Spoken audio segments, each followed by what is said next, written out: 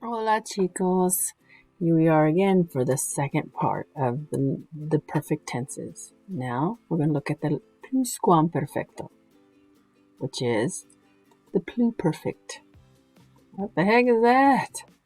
Like I said, you probably already know. So here we go.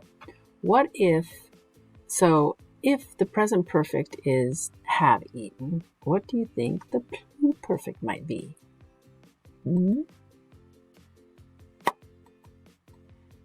Any guesses? That's right. Had eaten. Have eaten, had eaten. Ah, cool. So just like English, you need two verbs to form the pluperfect. You need the auxiliary verb to have. It's not I have $10. It's an auxiliary verb that works with the participle. And then you have a participle.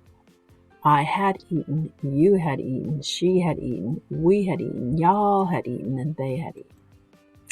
And just like English, el pluscuamperfecto, the pluperfect, needs two verbs as well. It needs the verb haber and the participle. And so there you have haber, your auxiliary verb, and a participle. So the next question would be, how do you conjugate haber for the pluperfect?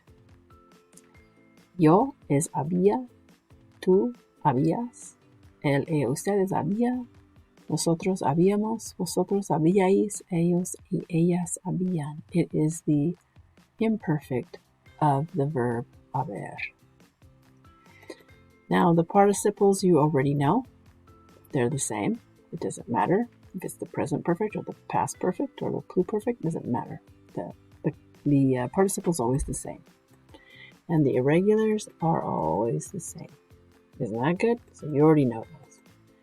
So now let's review what exactly is the pluperfect. So you have the present here represented by the X, and you have the future and then the past. And remember, the preterite is one point in time. It's done and it's over with, like the ED in English. And the imperfect is a squiggly line because it's neither here nor there. It's not specific. Used to, was, walking, danced, or even would.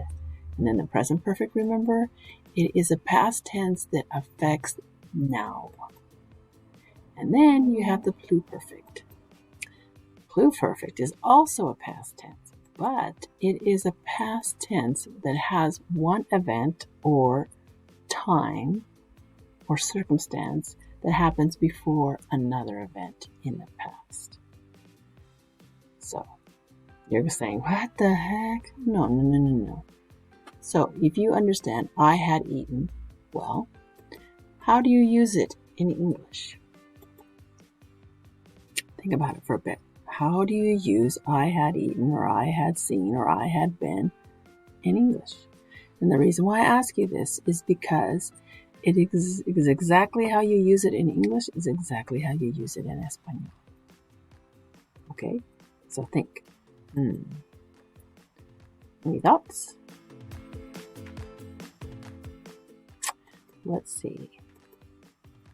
An action before another action in the past.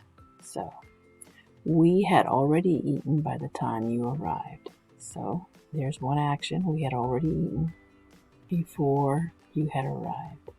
So, one action before another action in the past. Sorry, we had already eaten before you arrived. So some trigger words for the pluscuamperfecto in Espanol is ya, is already, just like English, when or before. So here's your practice. Again, here's your English. You translate it to the Espanol. And the great thing about the perfect tenses is they're exactly the same as English and Spanish. The concept is the same. So you already have this point of reference. So don't cheat. Turn off the video. And when you're done, come back and see how you do.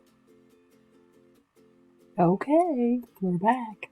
So, yo ya había visto la película. I had already seen the movie. Okay, so here in this context, you're going to have more context to write this sentence. You won't just go up to somebody and go, hey, I had already seen the movie. Well, that's just great. What are you talking about? What's the context? So with this tense, there needs to be more context to use it. Remember, it's just like English.